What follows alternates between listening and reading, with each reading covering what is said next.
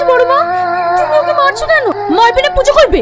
এই ছেলের জন্য যদি একটা জিনিস ঠিক থাকে, গাছে কয়েকটা পেয়ারা ধরেছিল, তার মধ্যে একটা ছেলে চলে এসেছে, আপনার মতো চোর হয়েছে।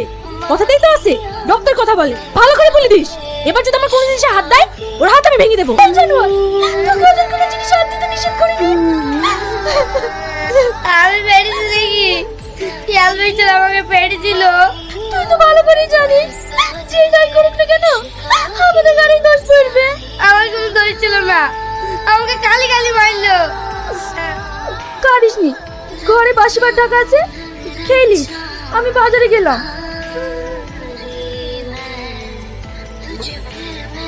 ওঠ, ওঠ আগে ওঠ। মা আর একটু ঘুমাতে দাও।